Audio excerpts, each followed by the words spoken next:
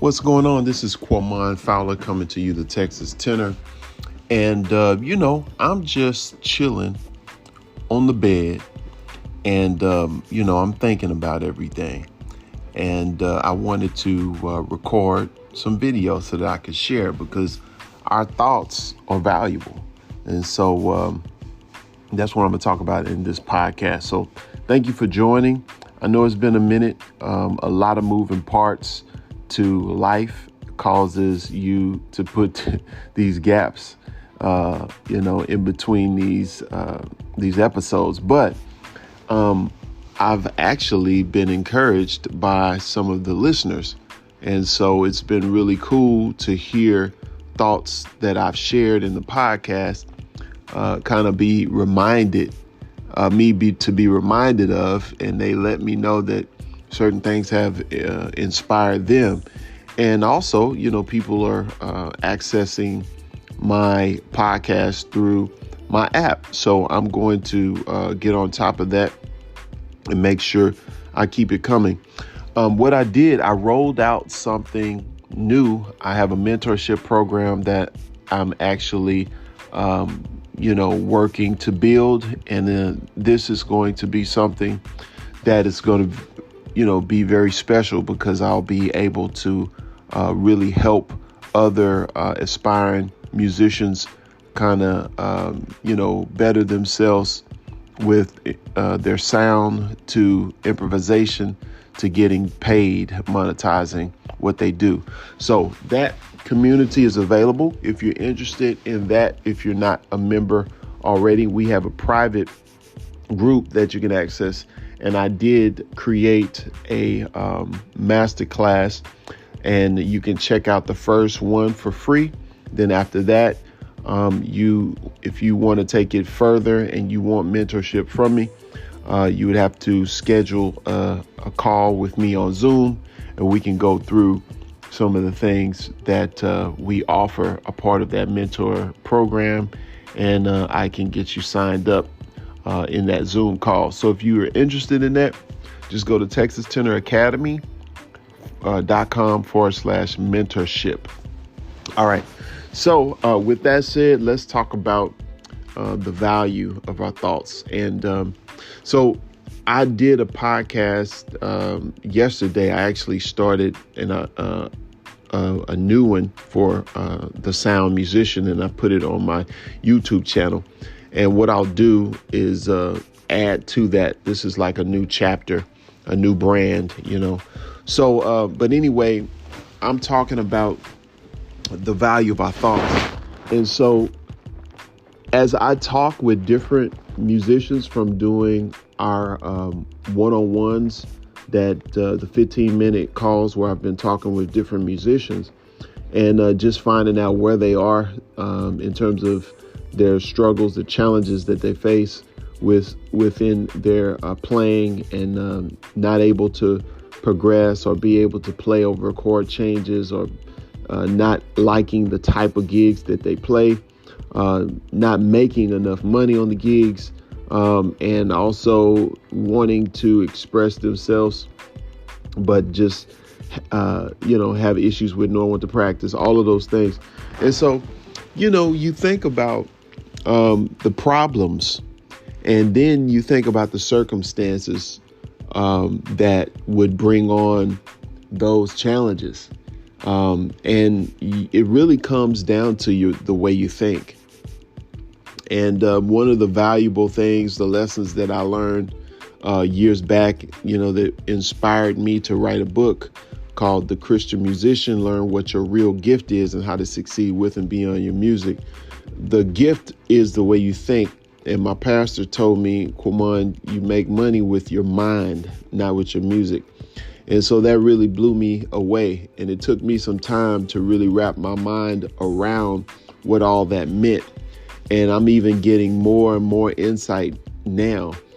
And the thing about that is we did a mastermind call, actually, part of our academy. We do a mastermind call on Fridays. And one of the things we were talking about is, in order for you to get really fast or accelerate your growth, you got to concentrate your energy on one thing. You know what I'm saying? On one thing. So if you think about the analogy that I used, I was talking about if you take a microscope and the sun is shining, and you get that microscope and you focus that light that's shining through I'm sorry, not a microscope, but the magnifying glass. And so the light is hitting that magnifying glass, and you get a leaf, and that that little light that's shining on that leaf, if you let it stay there for a minute, it'll burn a hole in that leaf.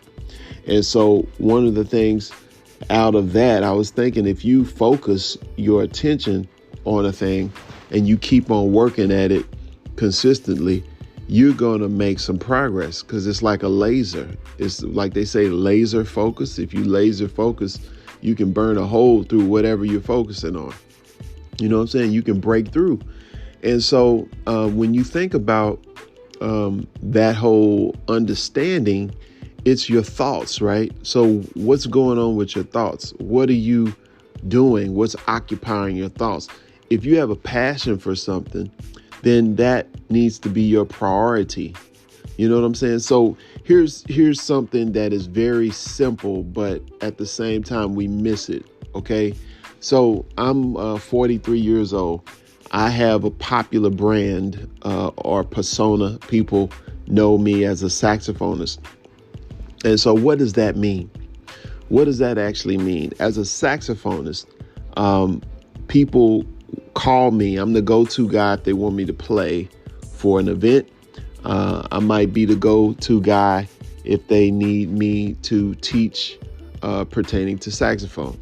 I play stylistically jazz, and I'm a Christian. So these are all categories that serve different audiences and different groups and different events in different situations. You know what I'm saying? So if I'm a saxophone player and people enjoy my playing, of course, they would enjoy my music, my recordings that I put out on different streaming platforms or music platforms. And then, of course, they're going to want to see videos of me performing. You know what I'm saying? So all of these aspects, as you start thinking about, or as I start thinking about the impressions that I have on people through the different mediums and the different things that I do, it houses, you have a place in people's mind. You know what I'm saying? You building upon a certain image or perception in the minds of your people, the people who experience your plan, the people who see you, who hear you. They bring their friends, they talk about the experience. You have a place, you have a relationship. It's actually, they've made a relationship with you and your sound, your voice. So that voice has a place in their heart, their mind, their spirit, their body. And so when you think about that, there's a lot of value there. There's a lot of value there. Also, when you think about the physical aspects even of the saxophone, what's on the saxophone? A reed, a ligature, a mouthpiece, a neck, a body. And people who are used to my sound and they like the way I play, what can I do to monetize my persona?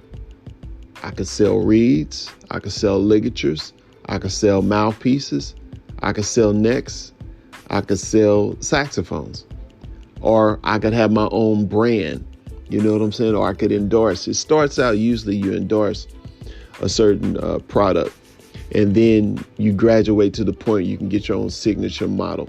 Like I have my own signature mouthpiece now with the help of a manufacturer I hooked up with, Mr. Brad Bain, and those are available on purevibe.pro, P-U-R-E Vibe, V-I-B-E.pro. The new signatures mouthpieces are available there.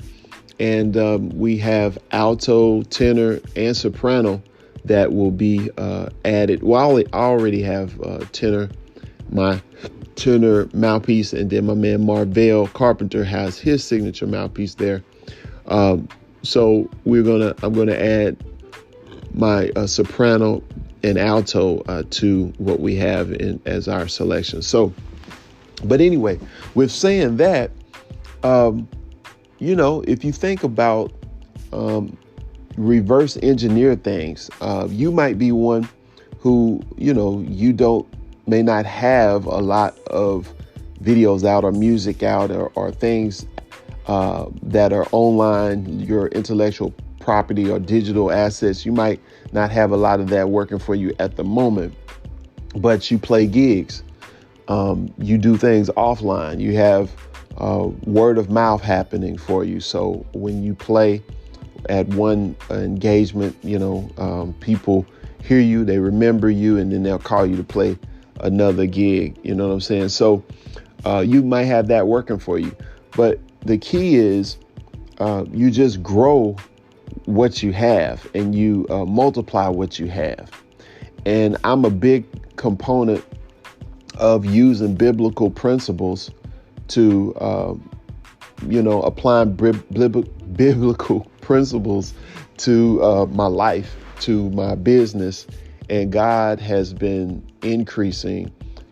He's been blessing the works of my hands because I'm applying these principles. And here's the thing. If it's really, it really doesn't make sense for you if you're not using your mind, your thoughts, and thinking about what it is that you do, the assets that you have. Use the assets you have to create more assets, to create more value, so that when people think about you, they think professionalism, they think quality, they think excellence. And if they're thinking that way about you, of course you can charge more. It's an insult for them to come to you for $100 for you to play. You know what I'm saying? But if you don't have that impression upon people, you don't have enough digital assets out there, or you don't have a professional website, professional pictures, and those different things out there, then they would disrespect you because they don't get it. They don't understand. And I get it. I mean, we go through those seasons, those times where you play those types of gigs, $100 gigs, or you might be doing things just for friends, just to play. I get it.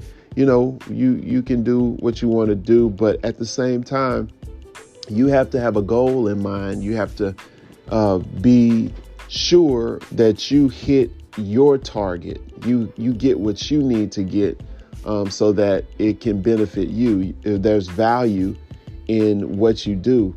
And if you treat, you treat yourself like, well, I'm going to just do it because I just need to do the work, or I'm going to just do it. You're not prioritizing your value. You know what I'm saying? You're surrendering to what's the default. And a lot of times, if you think about it, because of students being in town and they're trying to work things out, these clubs will, just pay $100 or $75 because they know that the students are just coming around. They want to play, and they will take advantage of that.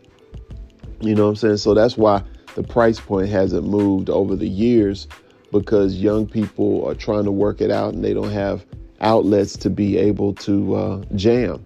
And so you go to a club and you do jam session or whatever, and the club can just pay $300 and musicians just split it however they want, unless it's a Friday or Saturday. You know what I'm saying? They'll usually play a little bit more, maybe 500 or so. But the thing about it, those are just starters. Those are gigs you might do when you're trying to work some things out, play some tunes, sit in and all of that. But then in the background, you need to be working on your own playlist and recordings and preparing, for doing sets by yourself so you can charge more. And then, eventually get your own band and be able to play and graduate from certain type of gigs that aren't paying enough. You know what I'm saying? So But anyway, I wanted to share my thoughts on this because as I was sitting here thinking about these things, I was like, yeah, I need to record this and share this and put this out there because I learned that preparing to mentor people, it's not really the biggest issue with people. It's the way people think. That's what you have to change. You got to change the way you think. And when you change the way you think, you can change your situation. You can change anything. I just don't, it kind of irritates me because when you hear the way that people think and the way that they are receiving things based on their environment, and it's kind of like, it's frustrating because for me, I changed my ability. I changed. So let me say it like this, so you'll understand. I'll use a story or scenario, because being in high school and everybody being into rap and Tupac and all with Master P or whatever came on the radio at the time in the 90s, I totally checked out. I was listening to music from the 40s, the 50s, and the 60s. I was listening to Miles Davis, Charlie Parker, Dizzy Gillespie, Cannonball Adderley, Johnny Griffin. I was deliberately going to another place and studying and putting my mind somewhere else because I was just not into the pop culture and the normal things that most teenagers was into at the time. Now, I like girls. I was into the girls, but I still wasn't as outgoing like that as a lot of my peers because I used music as my escape, and because of that, I was able to accelerate my playing and my ability because my imagination was in the 50s and 60s. I was trying to replicate certain things that I heard, and it was in the midst of people not even understanding what I was doing and what I was into. There was outlets where I could play, when I came of age. Sometimes I played before I was really supposed to, playing in clubs and stuff like that, sitting in at the local jazz clubs around here, going to the jam sessions. But the thing about it, people started calling me for gigs, when I was 14, 15, I'm playing for different events, banquets, playing with tracks, had my speaker, or I had some friends, we would get together and we would play. So we made it happen. I had gigs as a kid. And also I recorded some music and sold the tapes back then because I had a 4-track recorder. And so I would record myself playing standards, the Jamie Aebersold play-alongs, and I would play over those and I would sell those at church, at school. And, that's what I did. And so I was doing things beyond my years. And so it's totally open for you to be able to do that. You don't have to be subject to your circumstances and your environment. Especially now, you can go anywhere. I mean, in your imagination, you can learn anything by just typing it up or pulling it up on YouTube, or you can follow somebody and then they can just show you a whole different way of operating, and especially in business. So what you should do is see that as something where you can change. Like, let's say if you're trying to get into a certain level with your musicianship, also think about getting to a certain level, a higher level in your business. If you're complaining about the type of gigs that you play or the type of pay that you're offered, then start thinking about, different or higher paying clients or people who have money, or different venues or in organizations. You know what I'm saying? It's environments. You got different corporate events. You got wedding planners or event planners. You know, you got school system. It's like really wide open. Festivals. You know what I'm saying? So, but in order for you to get to those higher paying gigs and arenas and groups, you got to look the part. You got to look professional. You got to have professional pictures. You got to have a professional website. You got to have some YouTube. So like today, for instance, somebody called me. They sent me a message through Facebook and Instagram. But I called it on Facebook. They had 2 gigs. One was like Monday night and the other one was like Tuesday morning. And they asked me if I could do it. I looked at the calendar. I was like, yeah, sure. And so we got on the phone and she asked me what price. It was like up the street. And I tell you, it wasn't a big deal. I just said $300. And she was like, well, you're going to do 2 days. What about, can you give me a better price or do? She said that it was an organization. So it's an organization that's putting this on. It's like for a cause where there's like a memorial for a lady that got killed. They named a street after her over here in Fort Worth. And so it was like one of those things. So I was just going to be playing for like a setting where people kind of mingling and talking. So it was just, I said 300. And so since it was 2 days, I said, okay, 500 is fine. So I'll just do it, play with tracks, go there and get in and get out. So it wasn't, and it's local. So it wasn't a big deal. But she asked, like, do you have any videos? I was like, I got tons of videos. So I had posted something of me on Facebook. So she looked and there she saw it there. Okay. So now, when it comes to those type of opportunities that pop up, you just think about how and why did she reach out to me?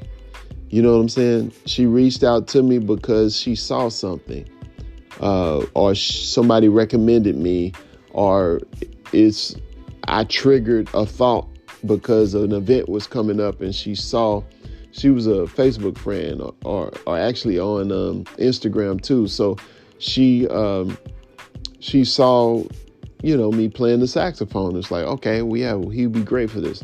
You know what I'm saying? So if you don't have that stuff out there, those assets out there working for you, then you just wouldn't have it. Out of sight, out of mind. But your value is in, your value should be shared, and your assets are value. Your playing and your ability on the horn is an asset, but also your media that you share about the playing and the things that you have is an asset. That's a digital asset, or intellectual property, can be your music. And all of those are marketing streams. Those are different streams that work for you when you sleep. You can go to sleep, wake up and got an email. Somebody wants you to play somewhere. Like, I don't pursue gigs like that. Maybe I should do a better job, but I'm focused on other things. So people come to me for gigs, and my calendar is getting full. But it's all about what you want, and you got to think about it. You got to take time and think about what you want and what's required or what's necessary for you to really scale the thing that you really want and take it to that next level. So that's really what I wanted to talk about in this podcast, and I hope this was helpful. And if you want to be a part of the mentorship program, schedule a time to meet with me. Go to TexasTurnerAcademy.com/mentorship. And once you put your name, email, and number there, you'll see a place where you can schedule a time to get with me on Zoom. We'll have the Zoom. We'll talk about some of the things that are challenging for you. And I will show you some of the things that we have to offer inside of the academy or the mentorship program. And if you want to get started, you can definitely do so on the call. We can get you set up and I can add you into the group. Also, just wanted to let you know that there's some numbers out there, some pricing that I told some people and some things that are on the website, QuamonFowler.com, and lessons and also Texas Turner Academy, some prices. Those prices are going to change because I'm changing. Okay, so so you want to get set up and signed up fairly soon, because those prices are going to change, because what I'm looking to do in this season of my life is in my business is take everything to a higher level, to another place. And if you want to be a part of that journey with the mentorship program, I welcome you to take advantage of that. Okay, so that's it for right now. And we will see you again on another one. All right, peace.